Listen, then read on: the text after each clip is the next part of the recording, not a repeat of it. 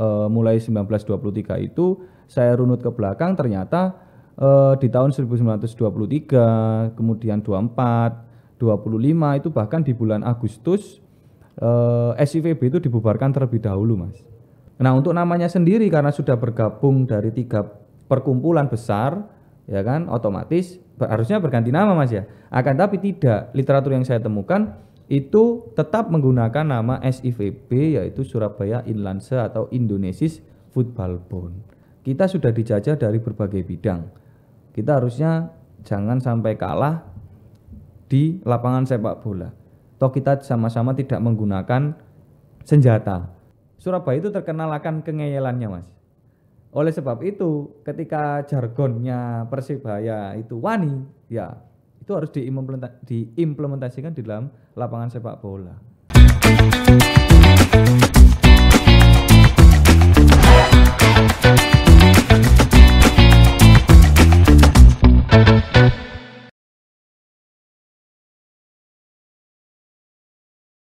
Halo Tribunas dan pembaca harian Pagi Surya, kembali lagi bersama saya Abdullah Fakih.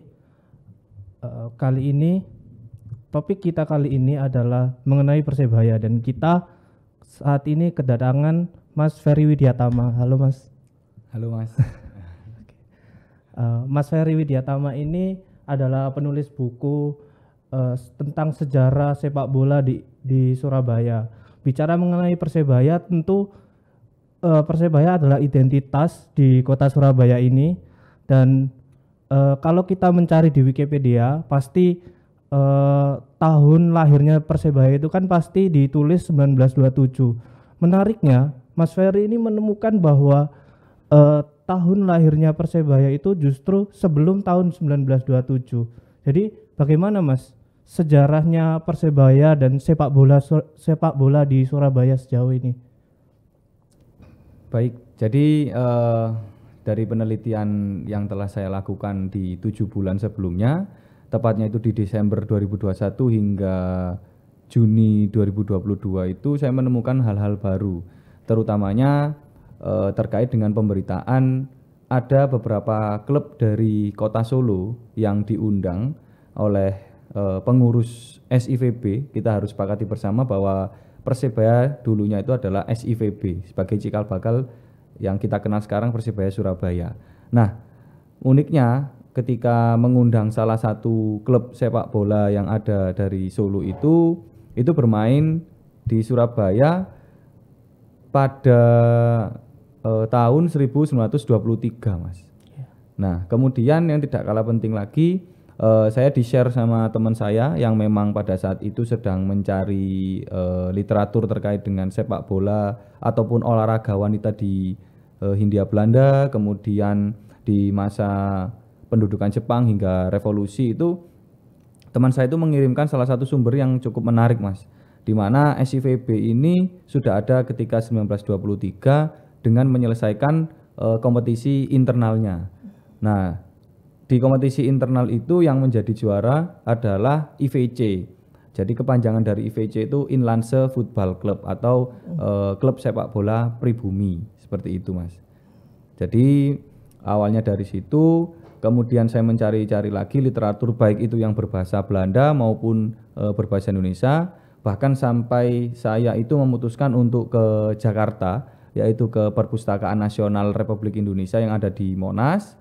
Di situ saya mencari dan menggali berbagai sumber sejarah terkait dengan SIVB, dan ya sesuai dengan yang jenengan bilang bahwasanya memang literatur saya sangat berbeda dari literatur yang ada, bahwasanya Persebaya itu lahir di 18 Juni 1927. Akan tetapi dari penelitian awal saya mulai 1923 itu saya runut ke belakang, ternyata di tahun 1923, kemudian 24, 25 itu bahkan di bulan Agustus SIVB itu dibubarkan terlebih dahulu, Mas. Agustus tahun berapa itu, Mas? 1925. 25. Per Agustus dibubarkan dikarenakan memang banyak terjadi pertikaian, baik itu di dalam keanggotaan ataupun di dalam kepengurusan SIVB itu sendiri.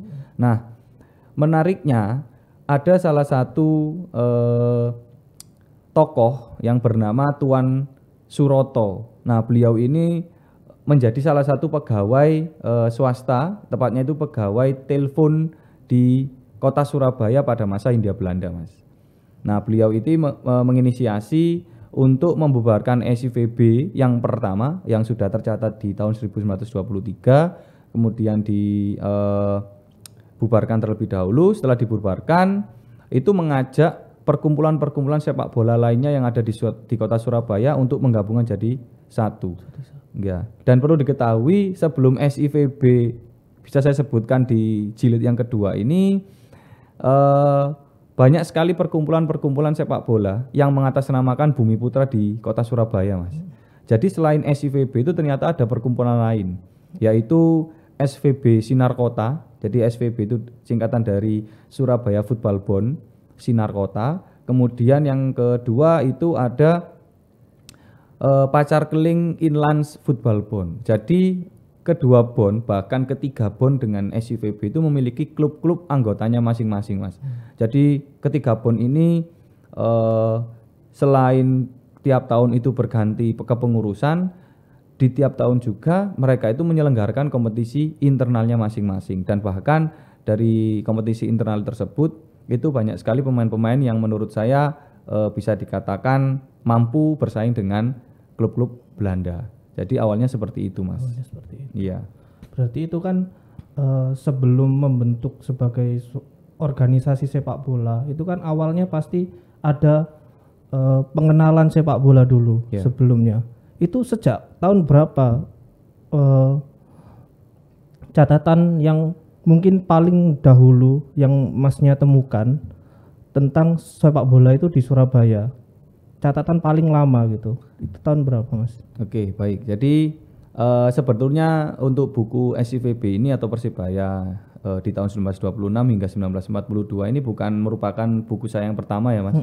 Jadi buku yang pertama itu saya mencoba menuliskan dan menelusuri sejarah Persis Solo, di mana Persis Solo itu awalnya bernama VVB, yaitu Vorstelandse Football Bond. Untuk tugas akhir saya sih, Mas, sebenarnya di tahun 2015-2016 ketika masih mengampu sarjana 1 ya, strata 1 di Universitas Negeri Surabaya, terutamanya adalah pendidikan sejarah.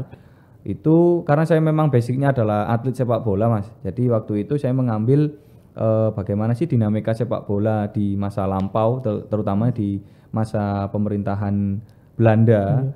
Itu saya memutuskan untuk mencari di Persis Solo itu.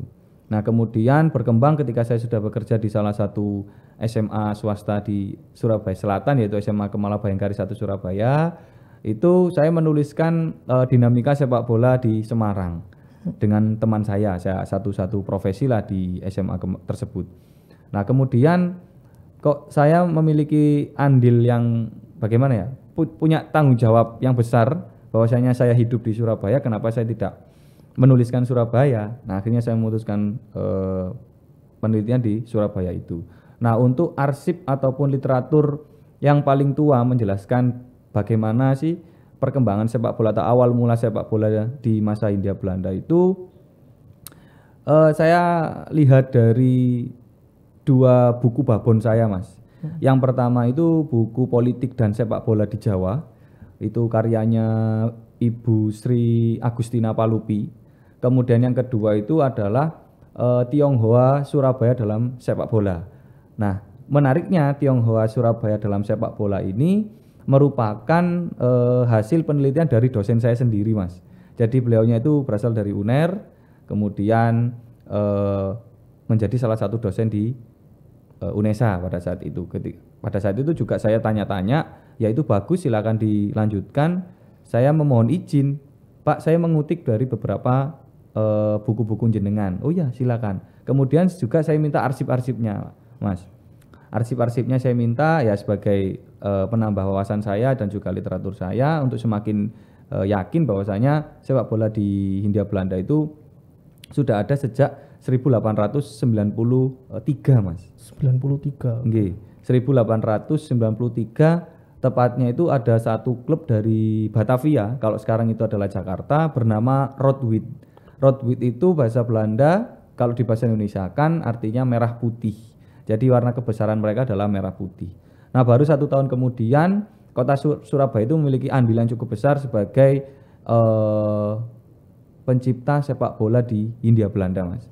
Di mana di tahun 1894 berdiri klub bernama Victoria yang didirikan oleh John Edgar. Jadi beliau itu adalah seorang guru penjas, Mas. Kalau tidak salah itu guru penjas yang memutuskan untuk menyebarluaskan sepak bola terutamanya di kota Surabaya. Seperti itu. Waktu itu tuh kan Indonesia itu masih belum merdeka ya Mas ya? Iya, betul. Penerimaan sepak bola di Surabaya itu seperti apa? Kan pasti ada kasta-kasta kan waktu itu kan masih ada orang Hindia Belanda, kemudian ada orang Tiongkok, ada orang Arab, kemudian ada orang Eropa juga. Waktu itu ada permasalahan nggak ketika sepak bola itu mulai dikenalkan di Surabaya, kemudian hingga akhirnya dipahami sampai ke akar rumput alias ke Bumi Putra? Ya, baik. Jadi dari hasil penelitian saya, Mas, mulai dari tahun 2015, 16 hingga detik ini, kita patut yakini bahwa pada masa Hindia Belanda itu ada segregasi, Mas. Ada pembagian kelompok masyarakat, di mana di Hindia Belanda itu terbagi atas 3 kelompok masyarakat, Mas. Ada stratifikasi sosialnya, yang paling tinggi atau yang nomor 1 itu adalah orang-orang Eropa, terutamanya adalah Belanda. Kemudian yang kedua itu ada Vreemde Oosterlingen, yaitu diisi oleh keturunan Arab dan juga Tionghoa yang ada di Hindia Belanda. Dan yang terakhir adalah kita, Mas, yaitu pribumi. Ya, tapi kan kalimat pribumi sudah digantikan per tahun 1998 dengan nama Bumi Putra. Jadi saya konotasinya lebih ke Bumi Putra karena memang sudah terdidik, Mas. Nah, apakah klasifikasi tersebut ataupun segregasi tersebut juga dialami di dalam sepak bola? Jelas iya, Mas. Karena kenapa? Karena orang-orang Belanda itu kan tidak serta-merta itu mengenalkan sepak bola ataupun hal yang lain secara langsung. Minimal harus membayar lah, istilahnya seperti itu, Mas. Jadi semua ilmu itu tidak gratis, tidak cuma-cuma diberikan kepada masyarakat Bumi Putra pada saat itu. Nah, menariknya kebanyakan Bumi Putra di saat itu dianggap sebagai jongos, Mas ya. Atau istilahnya ART ya. Jadi ART itu paling tidak mereka hanya melihat saja, Mas. Hanya melihat saja tanpa mampu untuk memainkan permainan tersebut karena memang ada larangan, Mas. Ada larangan dari Belanda bahwasanya permainan sepak bola itu tidak diperkenankan bagi masyarakat Bumi Putra atau pribumi, menurut mereka kan seperti itu. Akan tetapi dalam beberapa tahun kemudian, lambat laun, karena banyaknya masyarakat Bumi Putra yang sudah mendapatkan pendidikan ala Eropa, terutamanya adalah orang-orang yang dalam tanda kutip bersekolah di Stovia ataupun Osvia, karena Osvia itu kalau tidak salah kan nanti lulusannya adalah menjadi ambtenar, di mana ambtenar itu nanti jadi pegawai negeri sipil lah kalau di zaman sekarang. Kalau Stovia itu kalau tidak salah nanti menjadi seorang dokter. Nah, beliau-beliaulah ini yang diperkenankan nantinya bermain sepak bola, Mas. Nah, di Surabaya sendiri kan ada Dr. Anawir, dulu itu kan tahun 1938 menjadi kapten sekaligus kiper Hindia Belanda ketika pertandingan Piala Dunia, mewakili Hindia Belanda di pertandingan Piala Dunia. Dan itu kan orang Bumi Putra toh, Mas. Tapi backgroundnya memang mendapatkan sekolah-sekolah ala Eropa. Jadi orang-orang Bumi Putra itu baru kesekian tahun baru bisa mendapatkan ilmu terkait dengan sepak bola, seperti itu. Jadi setelah memperkenalkan sepak bola di Surabaya itu berarti ada pembangunan organisasi-organisasi sepak bola kecil gitu ya, Mas ya? Iya. Waktu itu ya. Nah, itu mulai tahun berapa, Mas? Organisasi-organisasi sepak bola yang mungkin yang pertama itu menaungi orang-orang Belanda dulu, kemudian orang yang Tionghoa, Arab, kemudian disusul ke kaum Bumi Putra. Baik, dari penelitian saya kalau berbicara di kota Surabaya itu termasuk yang tua Mas untuk perkumpulan sepak bola yang pertama. Jadi kalau bahasa saya kan menggunakan BON ya. BON itu bisa diartikan perkumpulan, kemudian persatuan ataupun perserikatan. Jadi kan kumpulan-kumpulan dari beberapa klub-klub sepak bola yang ada di kota Surabaya. Ya tentunya pasti orang Belanda dulu Mas yang mendirikan BON sepak bola atau perkumpulan sepak bola, yaitu dengan nama SVB, yaitu Surabaya Football Bond, di mana di tahun 1909 mereka itu sudah eksis. Namun dari tulisan-tulisan saya sebenarnya ada yang lebih tua Mas. Jadi SVB itu sudah dikenal ketika tahun 1902.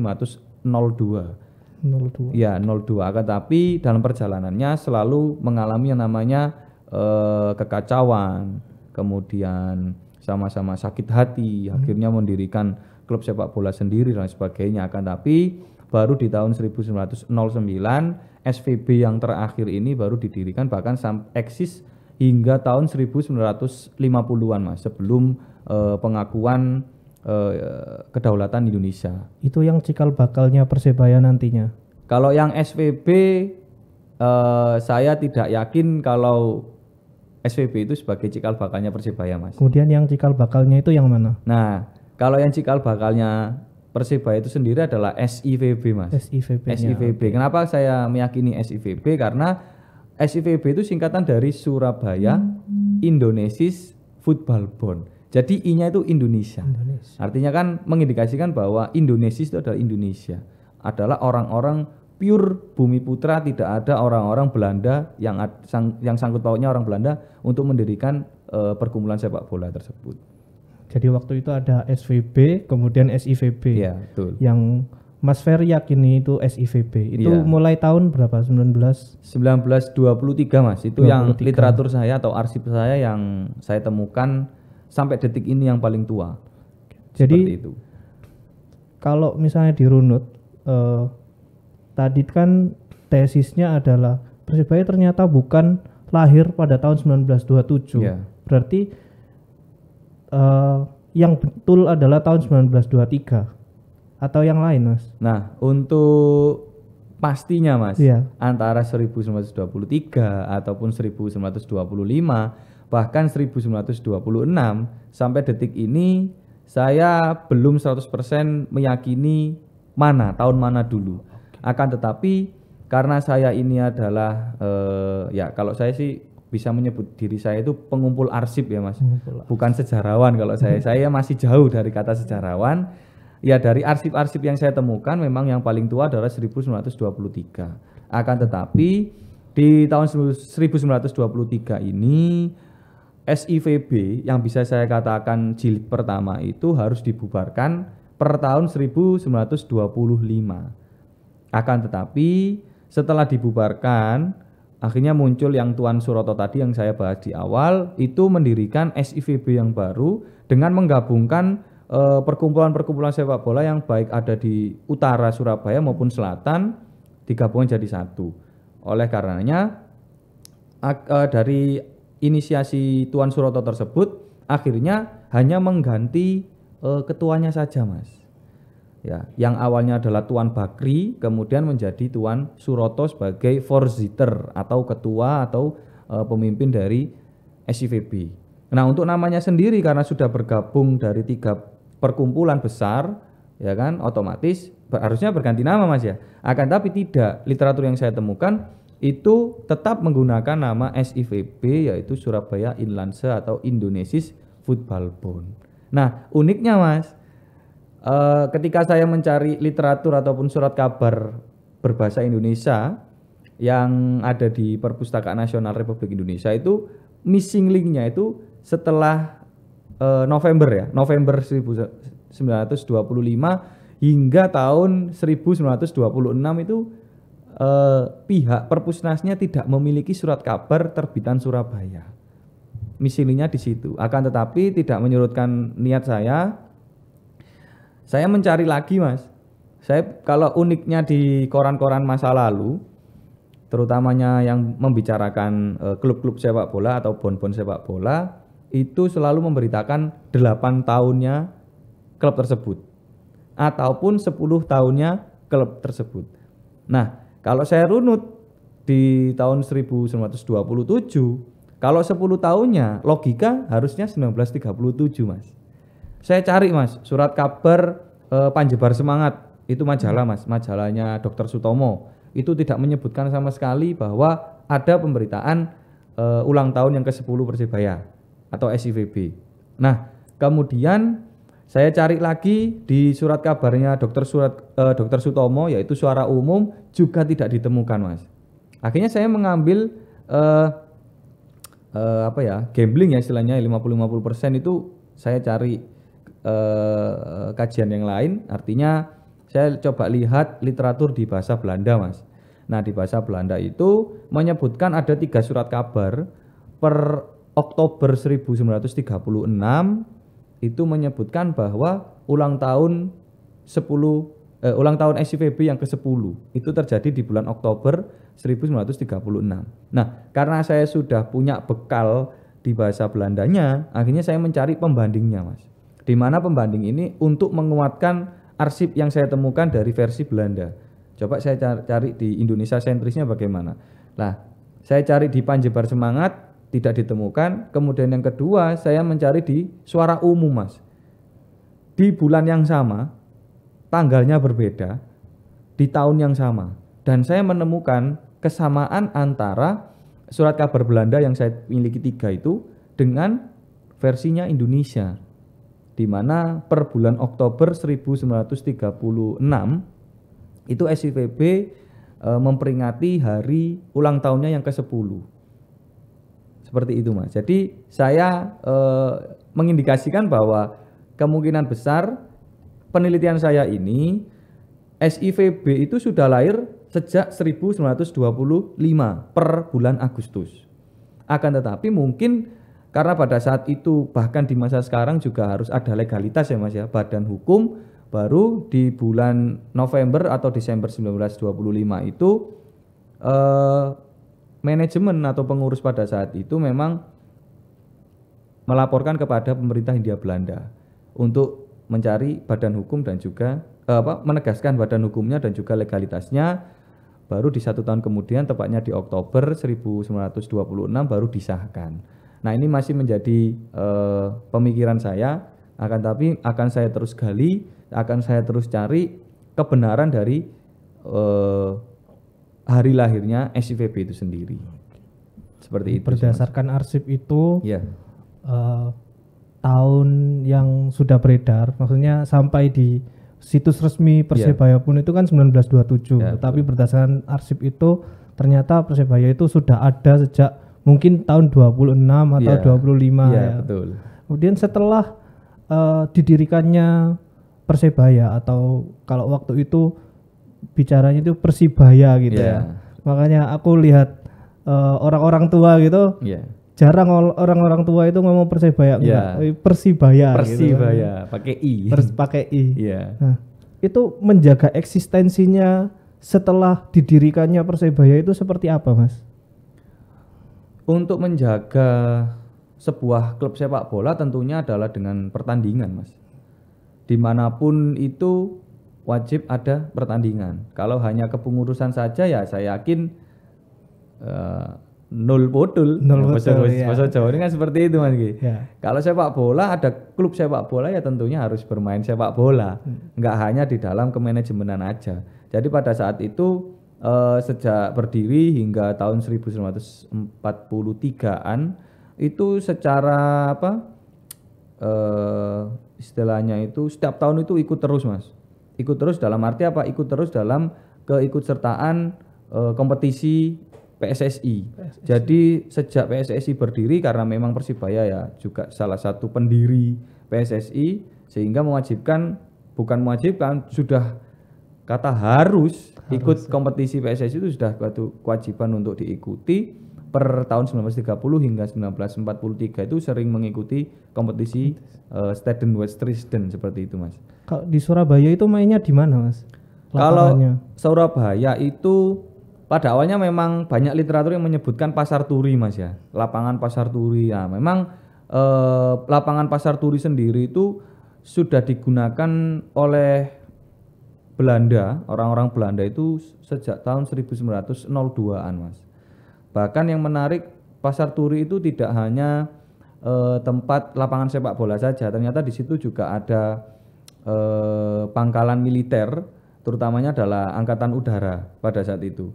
Di mana literatur saya itu ketika berbahasa Belanda ya, Mas, saya artikan itu lapangan Pasar Turi itu disebutkan sebagai lapangan udaranya TNI AU-nya Belanda atau Kenil pada saat itu ya. Kemudian saya cari-cari lagi ketika saya ke Perpustakaan Nasional, ternyata ada lapangan lagi, Mas, selain lapangan Pasar Turi yang digunakan oleh klubnya SIVB atau anggotanya SIVB maupun SIVB ya, Mas. Pertama lapangan Pasar Turi, yang kedua itu lapangan Koblen, Mas. Nah, lapangan Koblen ketika saya search di Google itu mengarahnya langsung ke penjara Koblen di tahun 1930. Nah, kemungkinan besar sebelum tahun 1930 Koblen ini digunakan sebagai lapangan sepak bola. Nah, baru beberapa tahun kemudian karena memang Surabaya ini belum memiliki sebuah gelanggang olahraga terutamanya lapangan sepak bola, akhirnya per tahun 1932 itu klub HBS itu menyewa lahan, Mas. Menyewa lahan kepada pemerintah Hindia Belanda terutamanya di kota Surabaya untuk dibuat stadion. Dibuat stadion, kemudian dibuatlah stadion, baru 1 tahun kemudian disahkan per tahun 1933. Jadi, kalau bisa dikatakan mungkin di komplek Stadion Tambak Sari itu, Mas. Jadi Tambak Sari dari dulu itu sudah ada. Nah, dari beberapa literatur, Tambak Sari itu tidak hanya satu komplek lapangan sepak bola, ternyata banyak sekali. Nah, kemungkinan besar adalah yang sekarang dijadikan stadion, kemudian yang di belakangnya yang lapangannya Persebaya itu mungkin iya, Mas. Tapi kita perlu menegaskan kembali harus ada arsip yang menyebutkan itu. Nah, sampai detik ini untuk permainan olahraga yang ada di Surabaya terutamanya sepak bola itu ada 3, 4 bahkan 5 daerah, Mas.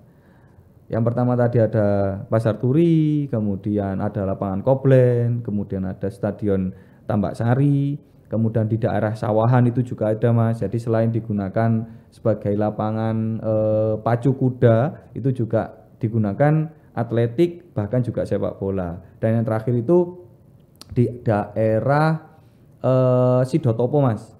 Itu menurut saya adalah lapangan sepak bola milik pribumi pertama, yaitu lapangannya klub sepak bola Selo. Jadi meskipun saya bilang pribumi, lapangan sepak bola Selo ini yang ada di Sidotopo merupakan miliknya orang-orang keturunan Arab. Seperti itu. Sekarang jadi apa, Mas? Nah, kalau sekarang jadi apanya ini yang jadi pertanyaan saya, Mas. Karena saya juga kalau umur saya kan juga masih muda, Mas. Iya. Ketika saya tanya dosen saya atau orang-orang yang lebih mendahului saya untuk mencari sepak bola atau dinamika sepak bola di kota Surabaya, itu ketika saya tanya, kalau lapangan Pasar Turi itu gimana ya, Pak? Ya, mungkin jadi gedungnya Pasar Turi yang baru. Kan bisa saja terjadi toh, Mas. Belum tahu patokannya mana gitu ya. Sampai detik ini saya belum tahu. Iya. Kalau Stadion Tambak Sari saya yakini ya Tambak Sari itu adalah cikal bakal dari didirikannya sebuah lapangan sepak bola yang nantinya berdiri sebuah stadion.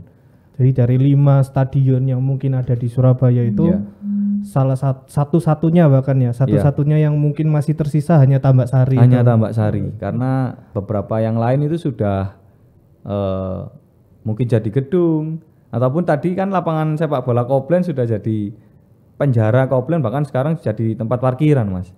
Nah, itu kan juga jadi pertanyaan besar, cagar budaya itu hilang dengan gampangnya gitu loh. Iya. Ya, bicara soal sepak bola itu kan pasti menjadi alat juga untuk mencari atau menjadi alat untuk memerdekakan bangsa Indonesia waktu itu ya, Mas ya. Saya baca-baca banyak sekali cara untuk cara pejuang-pejuang kita untuk memerdekakan Indonesia ini. Salah satunya soal sepak bola dan saya mungkin beberapa halaman sudah membaca bukunya Mas Ferry bahwa sepak bola itu salah satu aspek yang tidak terlalu diawasi oleh Iya. Belanda gitu ya Mas ya. Iya, betul. Terus waktu itu seperti apa perjuangan mungkin olahragawan atau kaum cendekiawan di Bumi Putra itu untuk memerdekakan Indonesia melalui sepak bola, Mas? Oke, baik. Jadi pertanyaan ini memang banyak sekali yang ditanyakan, Mas. Tidak hanya jenengan. Ya.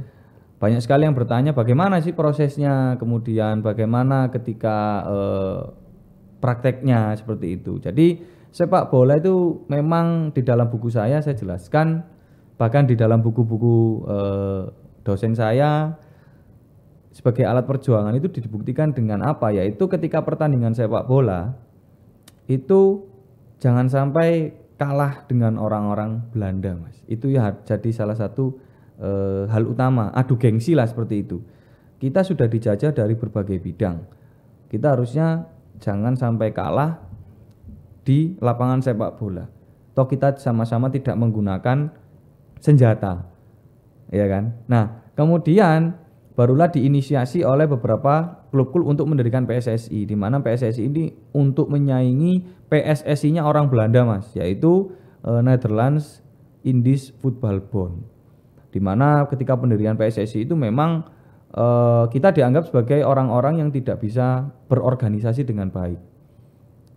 Oleh karena itu, dari kalimat-kalimat tersebut yang terlontar, PSSI maupun klub-klub anggotanya termasuk Persibaya pada saat itu ya meyakinkan diri bahwasanya kita itu bisa untuk mengalahkan kalian melalui jalur sepak bola. Nah, selain dalam pertandingan sepak bola, itu asas-asas kebangsaan itu tercipta ketika adanya sebuah kongres, Mas.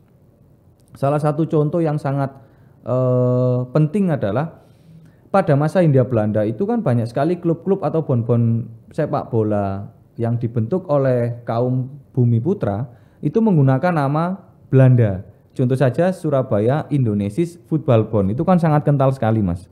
Nah, baru di tahun 1932, 2 tahun setelah PSSI itu berdiri, setelah pertandingan Steden-Wedstrijden atau pertandingan final, itu SIVB juga masuk di pertandingan final tersebut, main di Jakarta. Pada malam harinya itu diadakan sebuah kongres, Mas.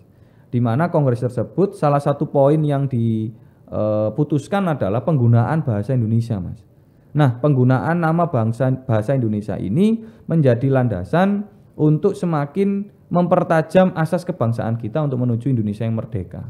Akhirnya diikuti oleh beberapa bon-bon sepak bola yang ada di Jawa, terutama yang miliknya Bumi Putra, yang tergabung menjadi anggota PSSI, itu mengganti namanya, Mas. Salah satu contohnya adalah SIVB itu sendiri, di mana SIVB per bulan Mei 1938 mengganti namanya menjadi Persibaja. Kalau kita konotasikan sekarang Persibaja, tapi kalau mengikuti di masa lalu itu pembacaannya tetap Persibaya. Secara tulisan Persibaja. Ya, gitu ya. secara tulisan memang Persibaja, tapi kalau dalam di masa sekarang itu Persibaya. Nah, Persibaja sendiri itu singkatan dari Persatuan Sepak Raga Indonesia Surabaya. Sehingga semakin mempertegas bahwa klub sepak bola itu bisa menjadi alat penting untuk mengalahkan orang-orang Belanda. Kemudian yang tidak kalah penting, Mas, ketika saya mencari atau memiliki arsip ya dari dosen saya pinjam itu ada beberapa seruan PSSI bahwasanya ketika bertanding melawan orang-orang Belanda, baik itu klub anggotanya ataupun melawan bon sepak bolanya, yaitu SVB ya, Mas ya, orang Belanda, jangan sampai kalah, Mas. Jangan sampai kalah, kalau perlu kita sampai titik darah penghabisan. Karena gengsi, Mas. Masa di berbagai bidang kita sudah kalah, di sepak bola juga kalah. Dan itu tercipta di beberapa pertandingan, Mas. Bahkan kalau bisa dibilang meskipun kita harus secara skor kalah, tapi paling tidak kita bisa membobol 1 atau 2 bahkan 3 gol ke gawang SVB. Sehingga mengindikasikan bahwa 1 sampai 3 gol tersebut ya kita bisa loh mengalahkan mereka. Hanya saja memang perlu giat berlatih. Harus perlu istilahnya harus benar-benar ngeyel. Nah, itu kan sampai sekarang pun yang menjadi menarik ketika mengulik sejarah adalah Surabaya itu terkenal akan kengeyelannya, Mas. Oleh sebab itu, ketika jargonnya Persebaya itu wani, ya itu harus diimplementasikan di dalam lapangan sepak bola. Dan itu yang wajib ditekankan oleh pemain. Kalau kamu mainnya kelemar-kelemar, masih koniku wong Surabaya, ataupun kamu pemain luar negeri yang sudah dibayar oleh jerih payahnya manajemen maupun supporter, ya harusnya kamu harus ngeyel itu, Mas. Kalau nggak ngeyel, mending dikeluarkan aja. Jadi jargon-jargon itu memang sejak lama sudah ada, Mas. Mungkin yang terakhir ya, Mas ya. Ya. Selain untuk menjadi alat untuk meraih kemerdekaan, sepak bola itu kan bisa digunakan untuk berbagai macam cara. Ya. Mungkin saat ini persepak bolaan Indonesia itu dipandang sangat negatif. Ya. Mungkin karena tragedi, terus mungkin pertikaian supporter yang tidak ada hentinya, rivalitas yang tidak sehat. Ya. Tetapi zaman dulu itu justru sepak bola itu melahirkan hal-hal yang positif. Waktu itu ada nggak, Mas, sepak bola itu digunakan untuk menjadi alat membantu sesama? Ya. Gitu. Membantu sesama itu dalam artian memberi bantuan sosial, kemudian memberikan bantuan ketika ada bencana dan sebagainya gitu, Mas. Ya, jadi selama saya meneliti terkait dengan sepak bola di masa Hindia Belanda, terutamanya adalah pon-pon sepak bola Bumi Putra pada saat itu, terkhusus untuk Surabaya sendiri, setiap tahun bahkan bisa dikatakan ketika ada bencana ataupun bantuan sosial itu selalu ada, Mas. Contoh saja memang ketika di tahun 1930-an banyak sekali di Indonesia terutamanya Jawa itu kan mengalami berbagai macam bencana. Contohnya adalah letusan Gunung Merapi, di mana letusan Gunung Merapi di sini kan otomatis banyak sekali masyarakat yang terdampak ya, Mas, terutamanya adalah orang Bumi Putra yang sudah sertifikasi sosialnya dia di paling bawah, otomatis pekerjaannya juga yang paling bawah. Oleh sebab itu sepak bola juga bisa digunakan ya untuk membantu orang-orang yang terdampak dari bencana tersebut. Semisal ada pertandingan sepak bola antara Persibaya melawan klub anggotanya sendiri, tapi nanti di papan iklannya dijelaskan bahwa pertandingan untuk membantu kaum pengangguran ataupun membantu kaum yang terdampak letusan Gunung Merapi, itu banyak sekali dijelaskan, Mas. Bahkan 100% penghasilan dari tiket ataupun ketika nanti di dalam sepak bola itu juga ada judi, Mas. Jadi judi antara satu orang dengan orang yang lain, istilahnya mendukung satu klub ini dengan klub ini bertarung, siapa yang menang di situ yang nantinya uang-uang tersebutlah yang akan dikucurkan kepada masyarakat yang membutuhkan. Jadi kalau kita hubungkan di masa sekarang samanya dengan bonek ya, Mas, banyak sekali ketika ada bencana apapun itu bonek itu di pinggir-pinggir jalan, kemudian di tempat-tempat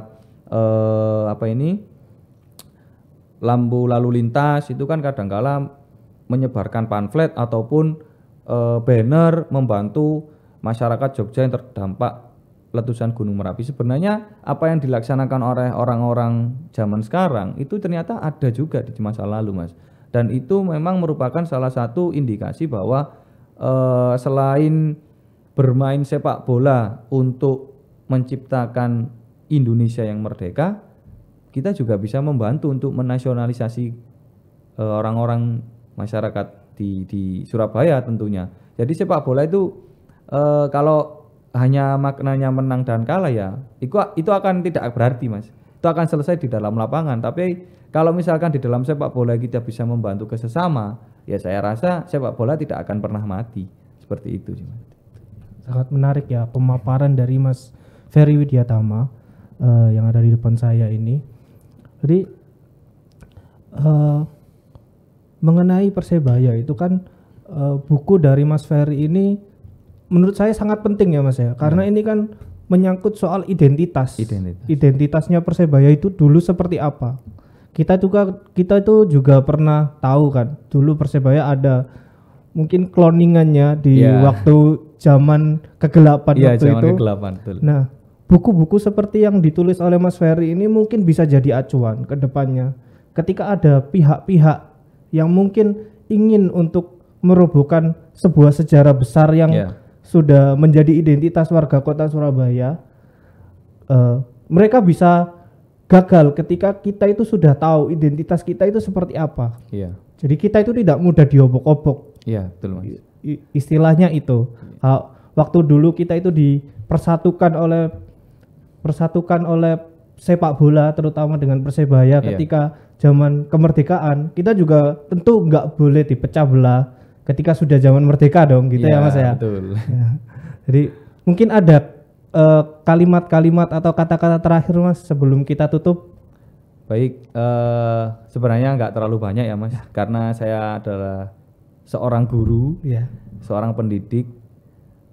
Ini merupakan salah satu tanggung jawab saya, di mana untuk menggelorakan literasi, baik itu literasi tentang sejarah ataupun tentang sepak bola. Artinya selalu di buku-buku saya, baik yang membeli ataupun yang saya berikan, terutamanya ke orang-orang yang sudah kenal saya, selalu saya berikan hashtag Wani Moco Mas. Kenapa itu Mas? Kenapa seperti itu? Karena negara kita ini dianggap sebagai negara yang minim literasi. Minim literasi. Kadangkala ada omongan dari luar seperti ini tentang Persebaya, seperti ini. Tapi ketika ditanya mana arsipnya, tidak tahu. Nah, artinya saya ingin memberikan wawasan,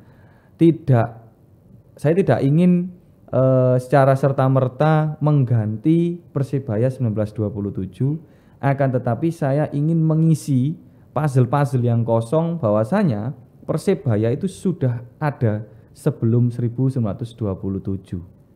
Jadi ini adalah untuk menambah wawasan kita, untuk semakin mencintai Persebaya, dinamikanya bagaimana mulai dari lahir hingga saat ini, karena itu penting Mas. Sangat penting sekali, tidak hanya saya, terutamanya adalah bagi para pecinta Persebaya. Wabil khusus adalah bonek, karena di sini saya juga bonek Mas. Ya meskipun tidak ikut ini dan itu, saya tetap bonek. Yang penting saya mendukung Persebaya melalui literasi. Dan yang tidak kalah penting Mas, saya itu berkeinginan Persebaya itu memiliki museum Mas. Di mana museum itu nanti ya berisikan berkaitan dengan Persebaya Mas. Entah itu shawl, entah itu tiket yang digelangkan itu Mas ya, ataupun literatur melalui buku saya. Bahkan nantinya saya itu punya keinginan, karena di dalam pengajaran saya itu saya mengajak anak-anak untuk langsung mengunjungi sebuah museum. Karena saya hidup di Surabaya, saya mengais rezeki di Surabaya, rumah saya juga di Surabaya. Oleh sebab itu sudah menjadi tanggung jawab saya. Nantinya saya ingin mengenalkan Persebaya itu kepada anak-anak saya. Seperti itu Mas. Jadi itu adalah keinginan saya. Silakan untuk teman-teman yang di luar sana untuk semakin menambah literatur terkait dengan Persebaya ataupun ingin berbincang dengan saya, monggo. Saya sangat siap kita saling berbagi ilmu, karena saya menganggap diri saya masih bodoh Mas. Saya masih ingin belajar. Seperti itu aja sih Mas. Kalau untuk bukunya gimana Mas? Pesannya Mas? Untuk bukunya silakan langsung menghubungi saya sendiri melalui Instagram ferry.widyatama ataupun di Twitter yaitu @widyatamaferry, bahkan melalui Japri WA juga bisa Mas. Di WA saya di 0815 1523 1384. Oke. Seperti itu. Nggak takut di spam ya Mas ya? Nyebar nomor. Ya, terima kasih Mas Ferry Widyatama sudah hadir dalam podcast kita. Mohon maaf kalau misalnya ada salah-salah kata atau salah dalam perbuatan gitu. Yeah. Jadi mungkin itu saja dari kami. Terima kasih.